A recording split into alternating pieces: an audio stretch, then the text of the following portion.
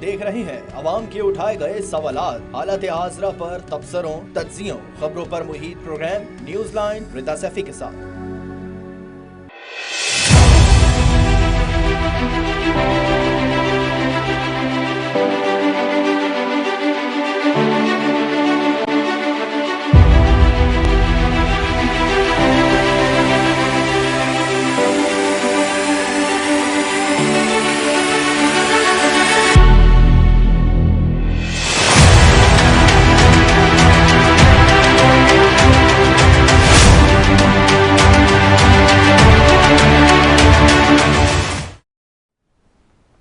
अस्सलाम वालेकुम, मैं हूँ रिदा सैफी। लगता है ये बजट वजीर ख़जाना ने नहीं बनाया, उन्हें भी बनाया मिला है।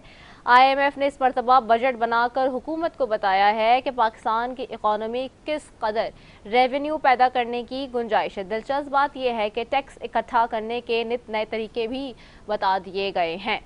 कहीं टेलीकॉम कंपनी को पुलिसमैन का रोल दे दिया गया है तो कहीं क्लीन एनर्जी की हुकूमती पॉलिसियों की धज्जियां बिखेर दी हैं। इसके साथ साथ इन रजिस्टर्ड लोगों को रजिस्टर करने के लिए भारी जुर्माने तजवीज़ कर दिए गए हैं तो तनख्वाहदार तबके से फ़ी महीना काटे जाने वाला टैक्स भी डबल कर दिया गया है।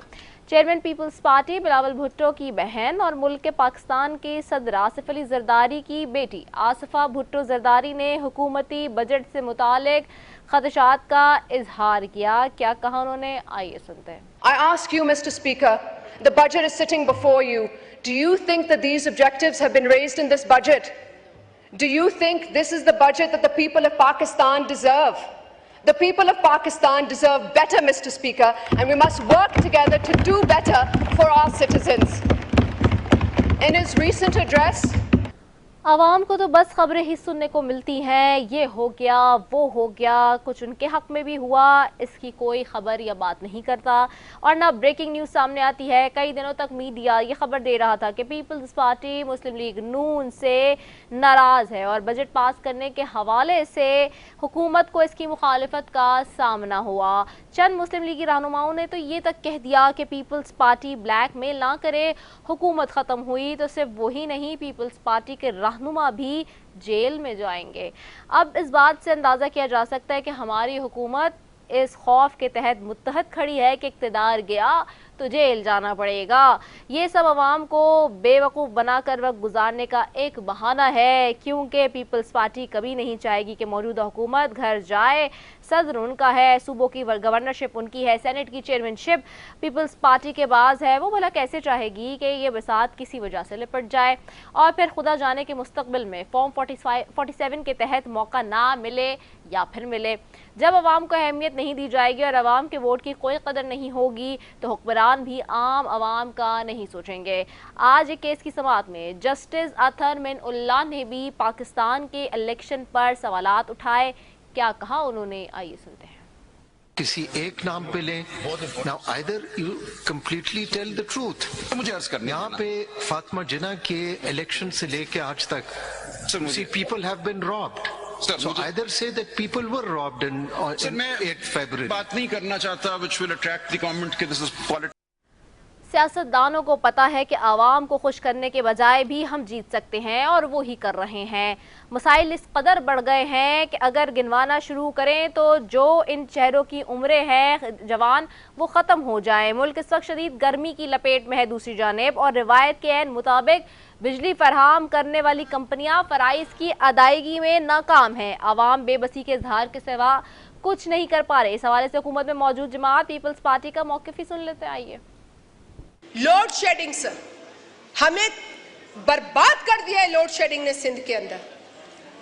और हद तो ये है कि अगर मिनिस्टर साहब को हम कहते हैं कि ये एक SDO को बदल दें, मैं नहीं कहते हमारा कोई फेवरेट है, ना मेरा मामा लगा ना मेरा कोई चाचा बैठा है वहाँ, लेकिन जो इनके मामे चाचे वहां आते हैं वो कहते हैं उस SDO के ये लफ्ज है जो मेरे हल्के में है और जिसने मेरे आबाई गांव की बिजली काटने पर कहा कि मेरा बस चले, वो जो बंद कर देता है बार बार, तो मैं इनको बिजली दूं ही ना। क्यों भाई, हमने तेरे अब्बा की जायदाद से कुछ मांग लिया? हमने बिजली मांगी है, इलेक्ट्रिसिटी मांगी है। And I am quite appalled at the behavior of the honorable minister. कुर्सियां आती हैं जाती हैं, ये कुर्सियों से चिपकने वाली माहौल नहीं है कोई। पीपल्स पार्टी की शाजिया मरी पता नहीं किससे बिजली मांग रही हैं, जबकि हुकूमत में तो वो खुद बैठी हैं। सवालात बहुत जन्म ले रहे हैं। महंगाई को जवाब बनाकर तहरीक इंसाफ की हुकूमत गिराई गई थी। बिलावल भुट्टो ज़रदारी महंगाई मुकाओ मार्च करके इस्लामाबाद गए थे, मगर अब सवाल किससे किया जाए।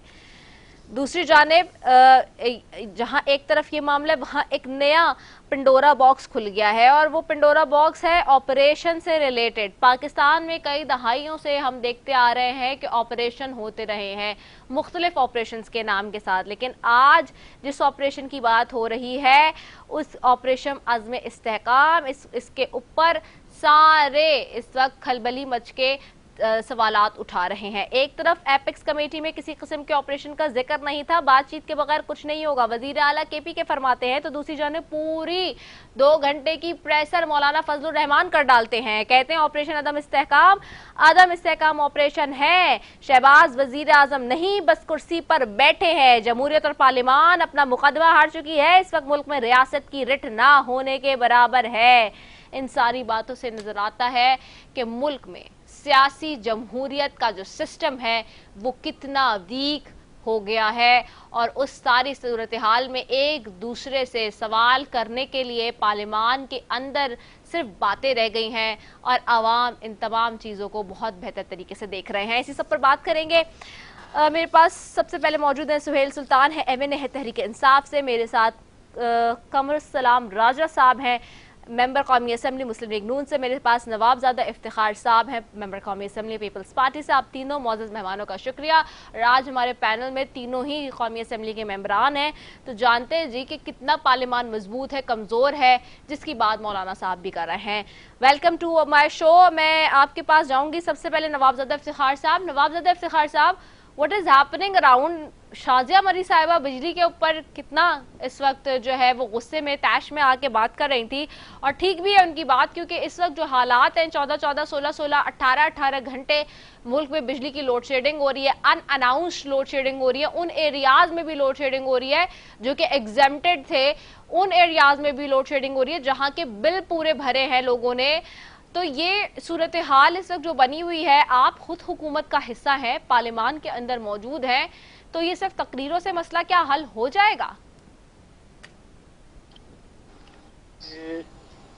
ये जो मिनिस्टर साहब ने उधर बात की, उन्होंने कहा कि उन इलाकों में जहां पर बहुत ज्यादा चोरी हो रही है बिजली की, उन्हें हम ज्यादा लोड शेडिंग उन इलाकों में कर रहे हैं, और जिन इलाकों में लोड शेडिंग कम है वहां पर चोरी कम है, वहां कम कर रहे हैं।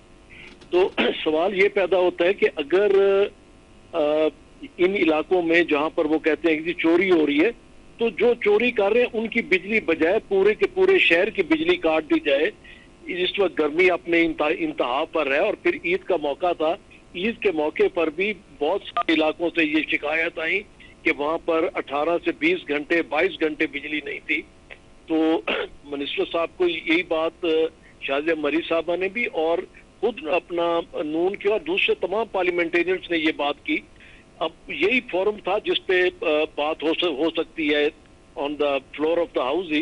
तो मिनिस्टर साहब ने इन बातों पे ये यकीन दहानी कराई कि वो तमाम जो डेस्कोज हैं, इनके जो सीईओज हैं, उनके साथ मीटिंग करके इस चीज को यकीनी बनाएंगे कि जिन इलाकों में चोरी हो रही है, उन इलाकों में वो तरीकाकार अपनाएं कि वहां पर उन लोगों के कनेक्शन काटें जो बिल नहीं अदा कर रहे, जो चोरियां कर रहे हैं, मगर उन्हें सजा न मिले जो बिल भर रहे हैं। और यही असेंबली में बात हुई, और हमारा भी उनसे मिनिस्टर साहब से यही एक मुतालबा था कि लोग फिर प्रोटेस्ट। अब देखें, एक सूबे के अंदर चीफ मिनिस्टर खुद जाके वो फीडर चला रहा है, वो जाके स्विच ऑन कर रहे हैं, वो सारा जहाँ पर बहुत ज्यादा चोरी हो रही है, सारा कुछ हो रहा है। तो ये चीजें खुद इन्हें वापटा मिनिस्टर जो है गवर्नमेंट में है, उन्हें इन चीजों को मैनेज करना है कि वो किस तरीके से करेंगे। इसी चीज का सवाल उठाया गया था जी।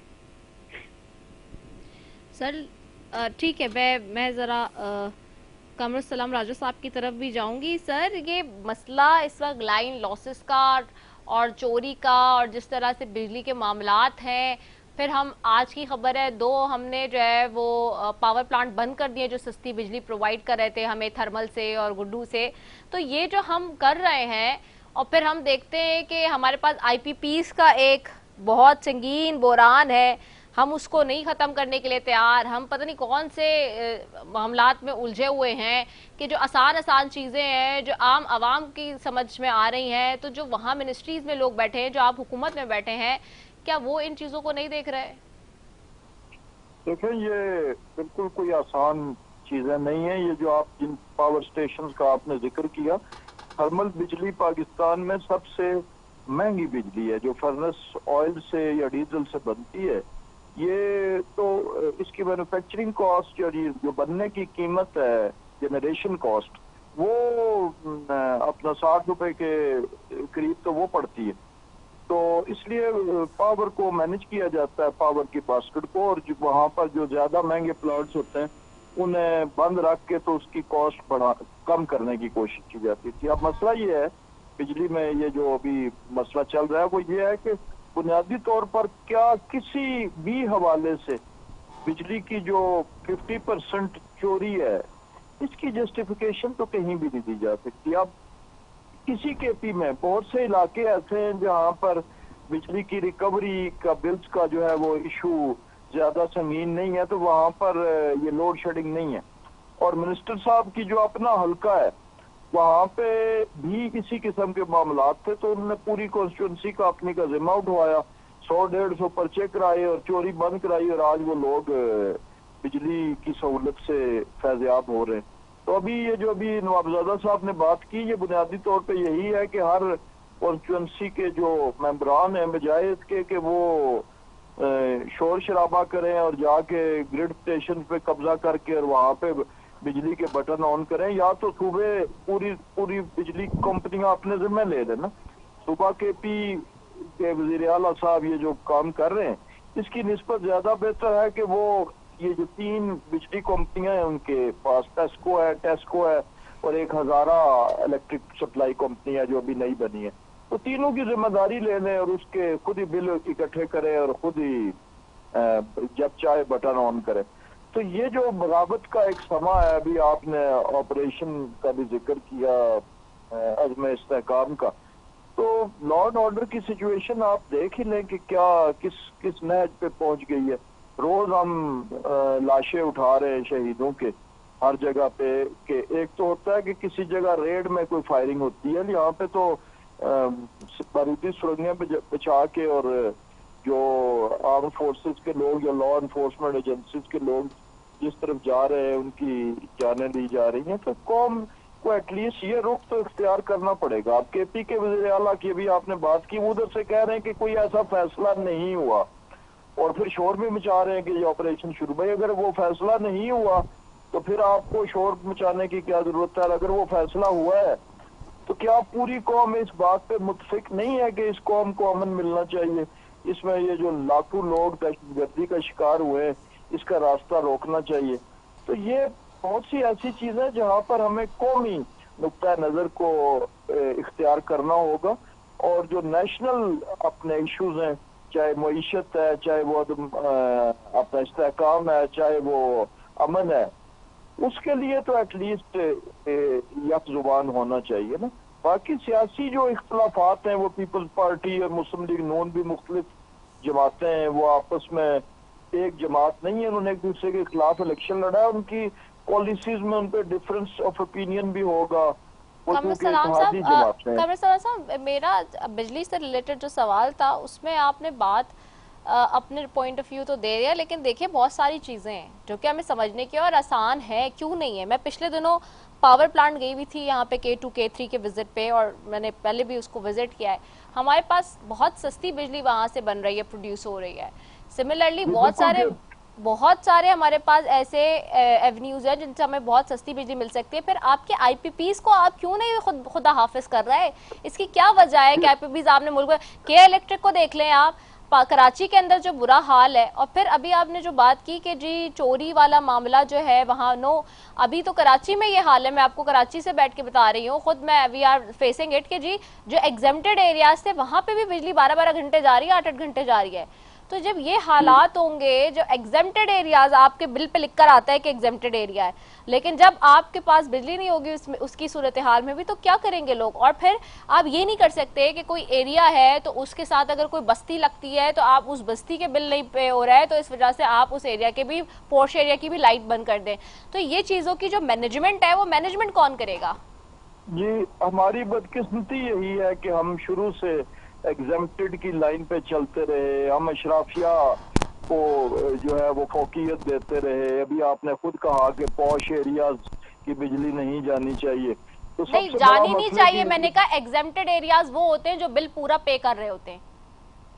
इसकी टेक्निक को समझे आप, जो लोग बिल पूरा कर रहे होते हैं जिन एरियाज में, उनको एग्जेम्प्टेड जो है ना वो खुद कंपनी देती है जो कि बिजली फराम कर रही होती है। जी जी, ये जो डाटा ये फ्रीक्वेंटली चेंज होता रहता है ना, कि किसी टाइम पे बिलिंग की जो रिकवरी होती है वो तो मंथली बेसिस पे होती है, वहाँ पे जो बिजली जा रही होती है उसका भी रिकॉर्ड होता है, जिसकी पेमेंट आ रही होती है मीटर पे वो भी रिकॉर्ड होता है। तो इसमें बुनियादी तौर पे सूबाई हुकूमतों का भी बड़ा मरकजी किरदार है, चूँकि लॉ एंड ऑर्डर, पुलिस, इंतजामिया ये सूबों के पास होती है। अब बिजली कंपनी वाला, मैं कराची से तो वाकिफ नहीं हूँ, आप जाहिर है ज्यादा बाखबर भी हैं और कराची के बासी भी हैं इस वक्त, लेकिन यहाँ पे पंजाब में भी यही आलम है कि जहाँ पर पुलिस उस तरीके से सीरियसली इन महकमा जात की, किसी की भी पिटाई लग जाती है जब वो चोरी वाले मीटर उतारने जाता है और उसकी अपनी जान को खतरा होता है, तो जब तक ये नहीं होगा, जब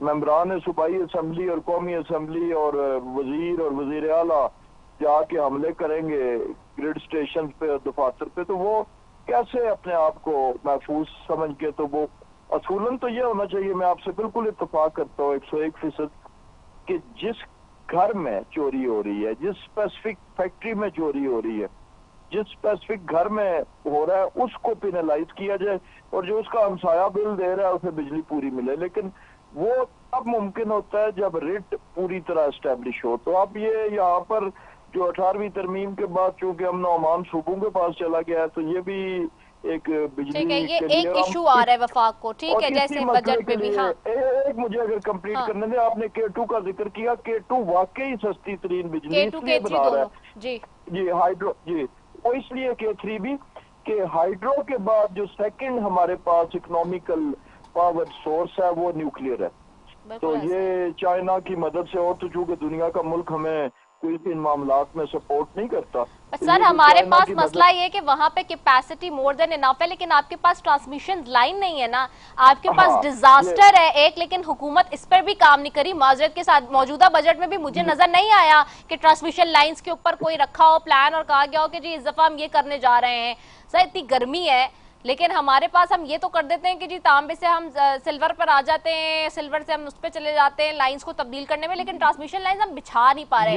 मैं इस पे मजीद भी आपसे बात करती हूँ, मैं आती हूँ। I come back to you sir. Suhail Sultan Sahab की तरफ जाने दें। सुहेल सुल्तान साहब, ये बिजली का मसला आप लोग इसको कैसे देखते हैं, ऑपोजिशन कैसे देख रही है जब हुकूमती हलकों से ही चीखें आ रही हैं इस मामले पे? देखिए, मैं ओवरऑल बात करूंगा कि पहली पीपल्स पार्टी अपनी मौक़िफ़ जो है वो वाजे करे कि वो हुकूमत में है कि नहीं है। मतलब ये बजट पे भी खिलाफ बोलते हैं, बिजली का भी फरियाद करते हैं, और ऊपर से जब वोट डालने का वक्त आता है तो वो मुस्लिम लीग को देते हैं। और अब आप देखेंगे 30 या 29 तारीख को जब बजट पे वोटिंग होगी तो ये बजट के खिलाफ भी बोलते हैं और उस पर भी वोट भी फिर देंगे। बिजली का जो मसला है, ये एनर्जी क्राइसिस का जो इशू है, मैं ये समझता हूँ जहाँ पे 100% बिलिंग है वहाँ पे लोड शेडिंग नहीं होनी चाहिए।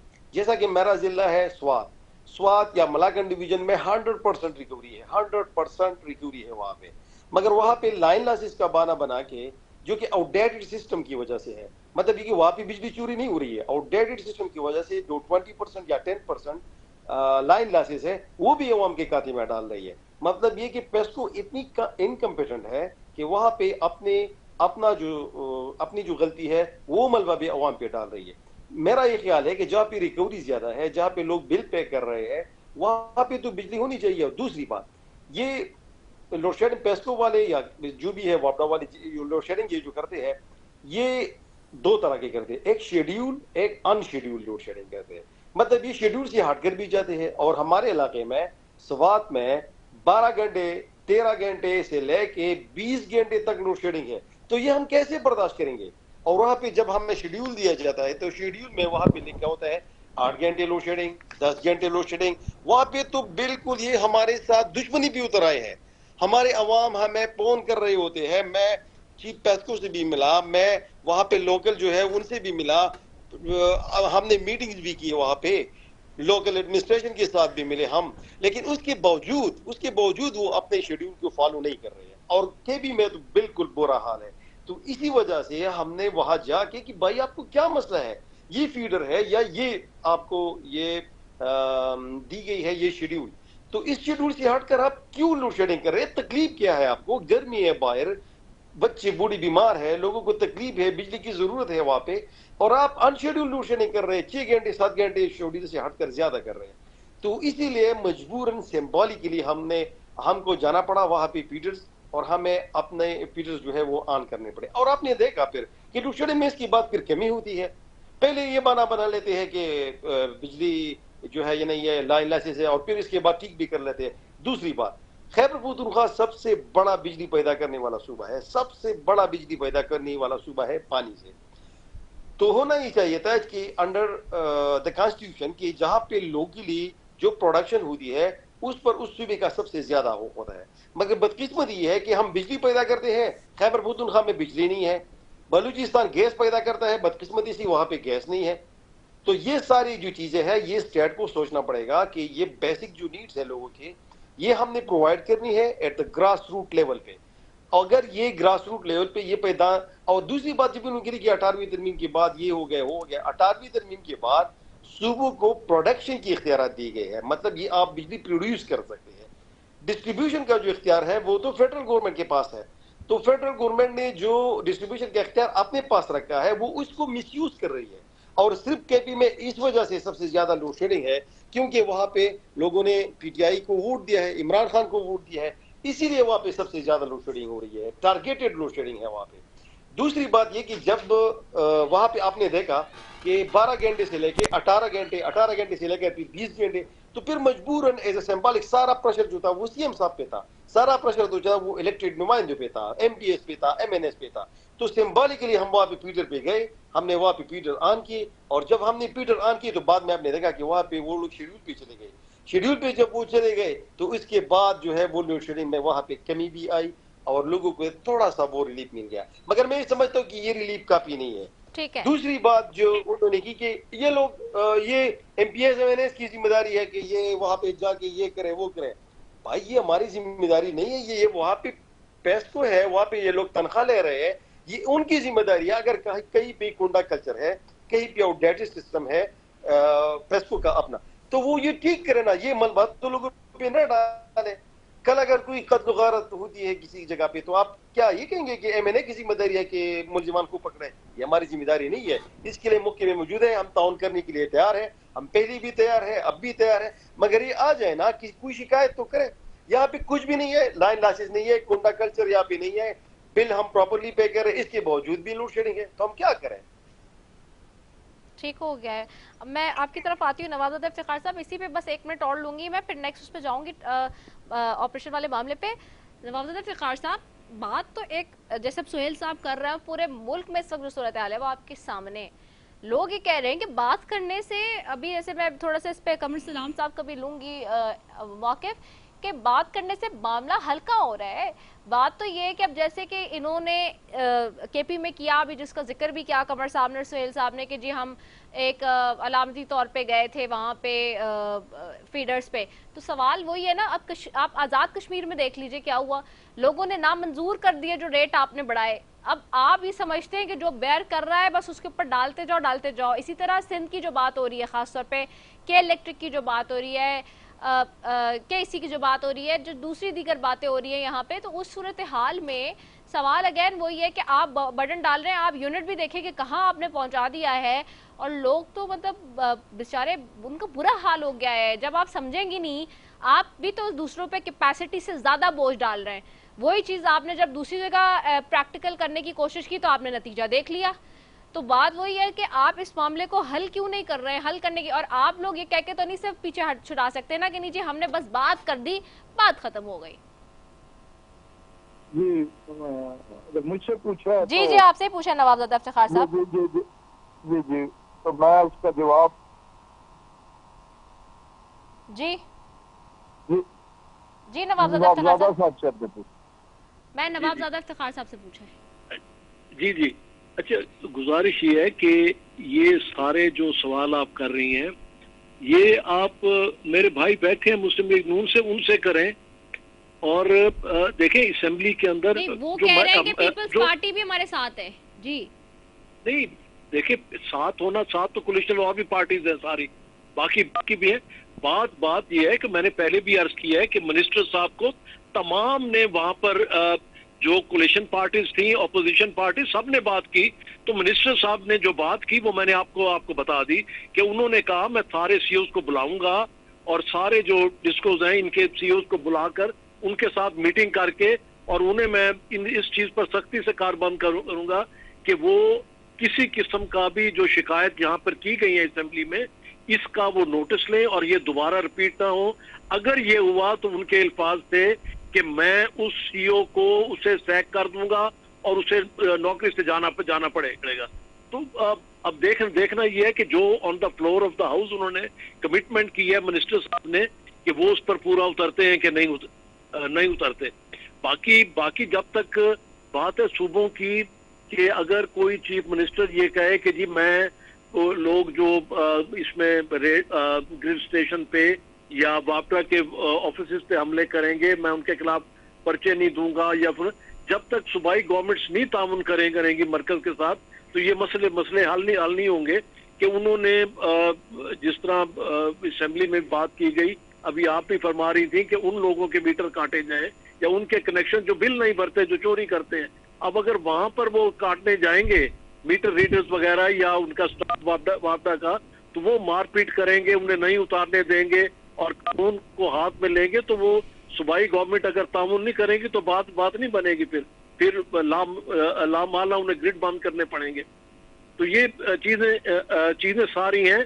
और मेरा ख्याल है कि जो कल बात की है इन्होंने मिनिस्टर साहब ने, हमें देखना होगा कि वो अपनी बात पर किस तरह अमल कराते हैं सारा। कमर सलाम साहब, आपसे भी यही मेरा सवाल है कि कैपेसिटी से ज्यादा आपने लोगों पर बोझ डाल दिया है। आपने देखा है कि आज़ाद कश्मीर में क्या हुआ, जैसे ही आपने बढ़ाया उन्होंने बिल्कुल आपको नामंजूर कर दिया, उन्होंने मना कर दिया कि हम नहीं करेंगे। सिमिलरली और बहुत सारी जगहों पे यही है कि पीके की बात हो रही है तो उन्हें जाना पड़ा, तो देखें मामला कुछ बेहतर हुए। तो क्या हर सूबे में लोग अब क्या बाहर निकल आए, क्या करें? क्योंकि आप भी तो हुकूमत को भी देखें, दो तरफा ताल्लुक होता है हुकूमत और अवाम का। जहाँ अवाम आपके साथ कोऑपरेट करिए 75 सालों से, you need to understand as well. बिल्कुल आपने वजह फरमाया। आजाद कश्मीर की जो आपने मिसाल दी वो यहाँ पे, क्योंकि आजाद कश्मीर को जो बिजली मिलती है वो आपको अगर मैं रेट बताऊंगा तो आपको यकीन नहीं आएगा। वहाँ पर जो आइस्को और ये बिजली उनको दे रहे हैं वो कोई 4 रुपए से कम पर यूनिट है। वो आजाद कश्मीर में महकमा बरक़ियात वो कोई 11-12 रुपए यूनिट है, जो कि कम से कम 5 गुना कम है, 4 गुना कम है पंजाब, सिंध और बिजली से। अब इशू ये है कि जहाँ पर ये हो रही है उसकी कीमत उनको देनी पड़ती है, आपको देनी पड़ती है, हमें देनी पड़ती है, जो अपना बिल पूरा देते हैं। तो ये तो सीधा उस पर चार्जेस आ जाते हैं। लेकिन अब हुकूमत ने एक्शन अडॉप्ट की है और उसकी मैं मिसाल आपको दूं कि आज टेलीकॉम सेक्टर में मोबाइल फोन्स की कितनी कंपनीज हैं, किसी को कोई शिकायत नहीं होती हुकूमत से कि यू फोन कैसा दे रहा है या मोबिलिंग कैसी सर्विस दे रहा है। ये राइट टाइम पे इस सर्विस को प्राइवेटाइज कर दिया गया था, वरना महकमा टेलीफोन के भी आपकी तो शायद उम्र उतनी नहीं होगी, लेकिन जो 20-25 साल पहले लोग वो टेलीफोन के कस्टमर थे वो ये इसी किस्म का रोना रोते थे। ये अभी है, ये बिजली बेचना हुकूमतों का काम नहीं है, कारोबार करना हुकूमतों का काम नहीं है। तो ये अब जब प्राइवेटाइजेशन की तरफ अमल जारी हो चुका है और ये जो डिस्कोज है सोर्स होंगी, प्राइवेटाइज होंगी, तो प्राइवेट ओनर जो है वो उसका ख्याल भी बेहतर रखेंगे और लोगों को सर्विस अपनी कंपटीशन पैदा करना है हमने, जनरेशन में भी और डिस्ट्रीब्यूशन में भी। और ये आप उसकी तरफ अमल शुरू हो गया है। PIA उसकी मिसाल है कि PIA की सर्विस कहाँ चली गई है और उसका खसारा कितना है। तो तब वो प्राइवेटाइज हो गई है। और इंडिया की मिसाल हमारे सामने कि उसने जब उसको प्राइवेटाइज किया गया तो उसके बाद उसके जब हिस्से बेचे गए तो फिर उसने कैसे दिन दुगनी रात चुगनी तरक्की की। तो हुकूमत कहीं भी डिप्टी सेक्रेटरी या सेक्रेटरी या डिप्टी कमिश्नर जो है ना, ये कारोबार नहीं कर सकते, कंपनियां चलाना इनका काम नहीं है। तो ये अब राइट डायरेक्शन पे लिए जा चुके हैं और इंशाल्लाह बहुत जल्दी ये इसका प्रोसेस फाइनेंशियल एडवाइजर्स भी अपॉइंट होंगे और इसको एक एलेबोरेट प्रोसेस के तहत इनको ऑटोनॉमी दी जाएगी और ये अपने प्राइवेटाइजेशन में ही इस मुल्क की बका है। वरना ये अगर इनको एसेट समझ के ये बोझ 600 अरब रुपया सालाना का अब के 700 पे चला गया, फिर बिजली का जो कौमी खजाने से टैक्सों के पैसे से पूरा होता है। PIA का आप देख लें, जेनको, ये जिन जनरेशन कंपनीज का आपने जिक्र किया, ये जो थोड़ी बहुत 20% 25% एफिशिएंसी पे बिजली बना रही, और जहाँ पे वो पुरानी जेनको थी वहां से इवैक्यूएशन का सिस्टम अच्छा है। और नई कंपनीज की तरफ आपने भी इशारा किया गया, जो अपना दूसरा ट्रांसमिशन नेटवर्क है उसको इम्प्रूव करने के लिए ये बिल्कुल आउट ऑफ जो ब्लॉक एलोकेशन है उसमें बजट में रकम भी मौजूद है और कंटिन्यू पिछले साल के मंसूबे भी हैं। तो ये आपको अभी जब बजट की पूरी बारीकी से तफसीलात आएंगी तो आपको इंशाल्लाह मैं भी जो होगा पता चल जाएगा कि जो इस वक्त ठीक हो गया। अब बात रखे गए। ठीक है, चलेंगे तो अपने बिजली की बात कर ली। कमिंग बैक टू ऑपरेशन आजम इस्तेहकाम के ऊपर बात कर लेते हैं। सुहेल सुल्तान साहब, आज मौलाना फजलुर रहमान साहब ने इसके ऊपर बड़ी डिटेल एक प्रेसर की है और अभी थोड़ी देर पहले ही जस्ट KPK के चीफ मिनिस्टर ने भी कहा है कि जो एपेक्स कमेटी का इजलास हुआ था उसमें किसी किस्म के ऑपरेशन का जिक्र नहीं था। ऑपरेशन होना क्या इस वक्त मौजूदा सूरत हाल में आप लोगों को अनफेवरेबल लग रहा है, फेवरेबल लग रहा है, क्या समझ रहा है ये PTI? जी देखिए, दो चीजें मैं आपको क्लियर करना चाह रहा हूँ। एक ऑपरेशन का प्रोसीजर है, मतलब ये एक इंटेलिजेंस बेस्ड ऑपरेशन होता है, एक मिलिट्री ऑपरेशन होता है। इंटेलिजेंस बेस्ड ऑपरेशन जो है उस पर कोई किसी से पूछता नहीं, वहां पे जाके इंटेलिजेंस बेस्ड ऑपरेशन वो कर लेता है, मतलब वो 5, 10, 15, 20 मिनट का वो होता है। अगर आप किसी इलाके में वो टारगेटेड ऑपरेशन करना चाहते हैं तो उसके लिए एक कानून में एक प्रोसीजर मौजूद है। मतलब ये आर्टिकल 245 के तहत प्रोविंशियल गवर्नमेंट जो है आर्म फोर्सेस को पहले वो रिक्वेस्ट करती है, इसके बाद inaction of civil power act के तहत प्रोविंशियल गवर्नमेंट जो है वो जगह स्पेसिफाई करती है उसको। इसके बाद वो फंडामेंटल राइट्स जो है वो सस्पेंड हो जाते हैं और इसके बाद आर्मी वहां पे ऑपरेशन शुरू करती है। देखिए, कल जो एपेक्स कमेटी का मीटिंग था, इसमें सिरे से कहीं पर भी ऑपरेशन का मसला डिस्कस ही नहीं हुआ है। CM साहब के सामने ये बात सामने लाई ही नहीं गई है।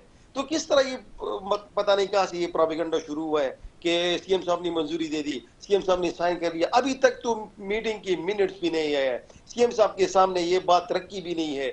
अगर CM साहब के सामने ये बात रख के भी तो फिर पार्टी का एक एलामिया होता है, एलामिया ये खान साहब के साथ डिस्कस होना है, ये पार्टी लीडरशिप पर डिसाइड करेगी, ये कोर कमेटी डिसाइड करेगी। मगर अभी तक तो कुछ भी नहीं हुआ है, उसके साथ ये डिस्कस भी नहीं हुआ है CM साहब के साथ। खामखा ये मीडिया पे एक कैंपेन शुरू हुई है वहां पे।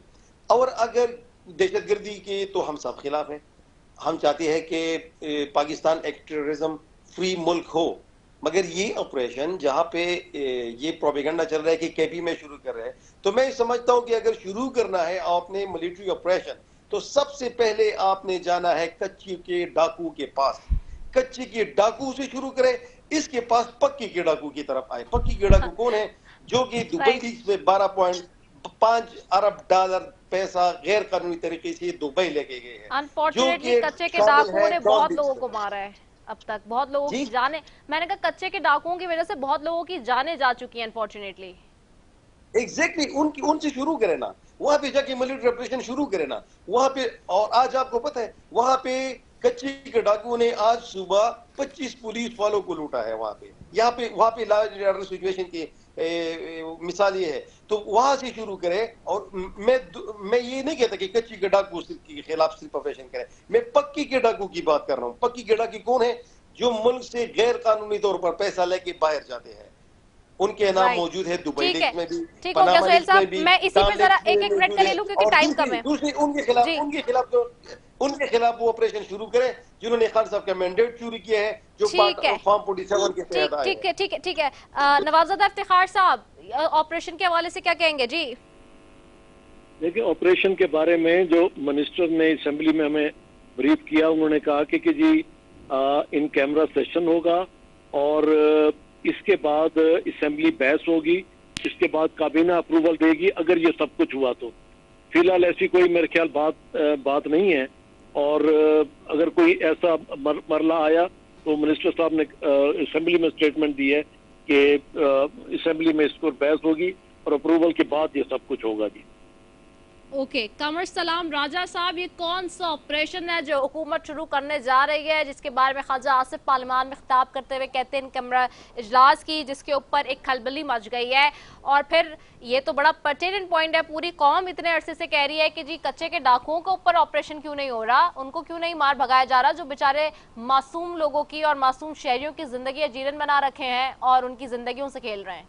जी देखिए, ये जो ऑपरेशन है जिसकी अभी बहुत शोर मचा हुआ है, अज़्म इस्तेहकाम जी, दहशतगर्दी के खिलाफ और अमन और अमान की बहाली के लिए, इसका कोई लिसानी बुनियाद नहीं है, इसकी कोई नस्ली बुनियाद नहीं है, इसकी कोई जोग्राफियाई स्पेसिफिक इलाका नहीं है। पहली बात ये जहन में होनी चाहिए कि ये फॉर द एंटायर पाकिस्तान है। जहां जहां पे भी ऐसे गढ़ मौजूद है दहशतगर्दी के, जहां जहां से भी मुल्क की सर, इसमें कच्चे के डाकू भी होंगे शामिल, उनके खिलाफ भी होगा ये? बिल्कुल बिल्कुल बिल्कुल शामिल होंगे। ओवरऑल जो है ये इसका है, और उसके लिए ये ऑपरेशन का एक नाम है। इससे पहले ऑपरेशन ज़र्ब अज़ब हुआ, इससे पहले ऑपरेशन रद्द कौन सी सूबाई असेंबली में करारदाद पेश हुई थी, इनसे पूछे कि इनके दौर में भी हुआ और माजी में भी हुआ। तो एक टाइम पे 2009-10 में क्या हालात थे दहशतगर्दी के, उस वक्त भी ऑपरेशन शुरू हुआ था। तो ऑपरेशन को इसको किसी मखसूस सूबे से, किसी मखसूस नस्ल से या किसी मखसूस जोग्राफिया से मंसूब करना मैं समझता हूँ कि बिल्कुल हुब्बुल वतनी नहीं है, और इसको आप नेगेटिव मानों में लेके जा रहे हैं। कोई पाकिस्तानी मुझे एक बताएं जो ये चाहता है कि मुल्क में अमन ना हो, दहशतगर्दी का सद्देबाब ना हो और दहशतगर्दों का कला कमा ना हो। ठीक है, दहशतगर्दों का कला कमा करने के लिए और अमन अमान की सूरत हाल को बरकरार रखने के लिए ये ऑपरेशन करेगी हुकूमत। बहुत शुक्रिया आपका सुहेल सुल्तान साहब, आपका कमर सलाम राजा साहब, आपका नवाबजादा इफ्तिखार साहब, आपका तीनों मौजूद मेहमानों का शुक्रिया। नाजरीन, और क्या ऑपरेशन होने चाहिए मुल्क में, सवाल ये है, और होने चाहिए तो लोगों के जहाँ जहाँ जिन जिन जगहों पे लोग कहते हैं ख़ास तौर पे कच्चे के डाकू हो गए, जो कि इस वक्त सबसे बड़ा मसला है और इसकी बहुत ख़बरें हमारे पास आती रहती हैं आए दिन, और भी बहुत सारे अपफ्रंट्स हैं जिन पे हमें दहशतगर्दी का सामना है। यकीनी तौर पे वहाँ से क्लियरेंस होनी चाहिए दहशतगर्दों की और उनका कलाकमा होना चाहिए। इसी के साथ जी अपनी मेज़बान रसफ़ी को दीजिए इजाज़त। पाकिस्तान जिंदाबाद।